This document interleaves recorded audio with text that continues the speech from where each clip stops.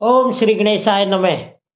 भगवान विष्णु बोले, तात खेद न करो, तुम मेरे श्रेष्ठ भक्त हो, इसमें संशय नहीं है। मैं तुम्हें एक बात बताता हूं, सुनो।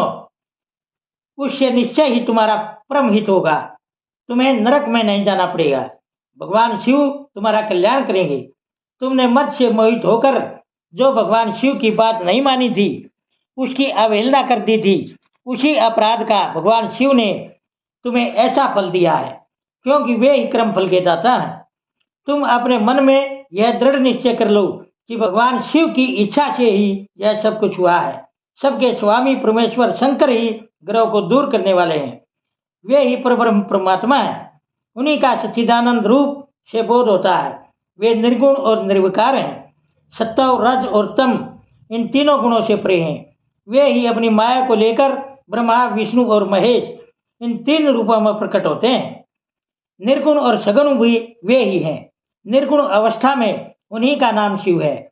वे ही परमात्मा, महेश्वर, प्रब्रह्मा, अविनाशी, अनंत और महादेव आदि नामों से कहे जाते हैं।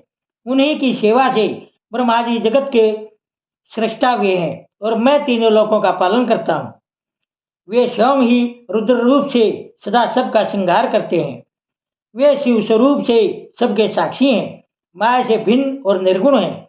स्वतंत्र होने के कारण वे अपनी इच्छा के अनुसार चलते हैं। उनका विहार, आचार, व्यवहार उत्तम है और वे भक्तों पर दया करने वाले हैं।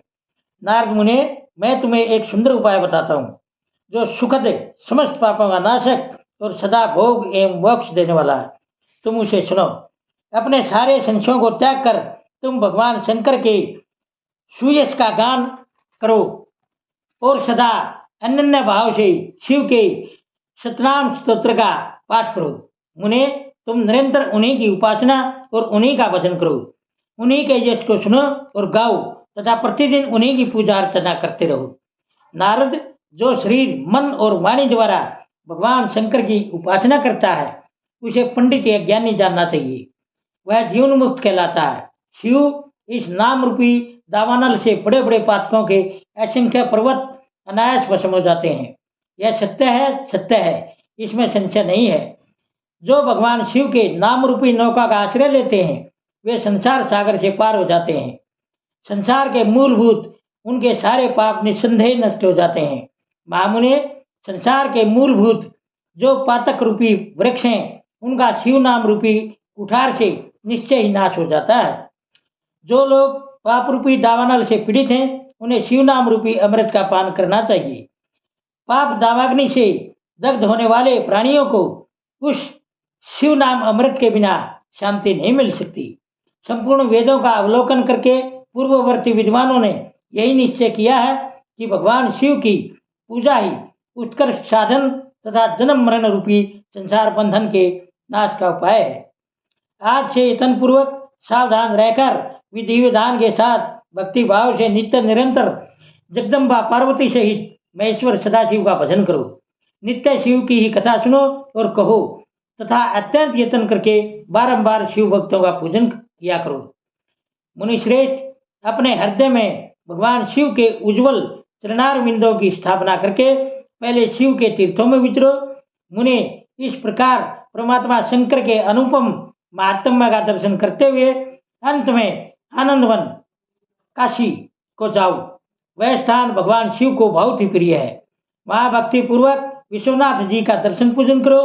विशेषतः उनकी स्तुति वंदना करके तुम निर्विकल्प संशय रहित हो जाओगे। नारद जी, इसके बाद तुम्हें मेरी आज्ञा से भक्ति पूर्वक अपने मनोरथ की सिद्धि के लिए निश्चय ही ब्रह्मलोक में जाना चाहिए। वहां अपने पिता ब्रह्मा जी की विशेष रूप से स्तुति वंदना करके तुम्हें प्रसन्नता पूर्ण हृदय से बारंबार शिव महिमा के विषय में प्रश्न करना चाहिए। ब्रह्मा जी शिव भक्तों में श्रेष्ठ हैं। वे तुम्हें बड़ी प्रसन्नता के साथ भगवान शंकर का महात्म्य और सतनाम स्तोत्र सुनाएंगे। मुने, आज से तुम शिव आराधन में तत्पर रहने वाले शिव भक्त हो जाओ और विशेष रूप से मोक्ष के भागी बनो। भगवान शिव तुम्हारा कल्याण करेंगे। इस प्रकार प्रसन्नचित हुए भगवान विष्णु नारद मुनि को प्रेम पूर्वक उपदेश देकर शिव का स्मरण, वंदन और सत्वन करके वहां से अंतर ध्यान हो गई। ओम नमः शिवाय। दोस्तों, सभी तरह की धार्मिक वीडियो देखने के लिए बने रहिए हमारे YouTube चैनल धार्मिक वाणी पर। धन्यवाद।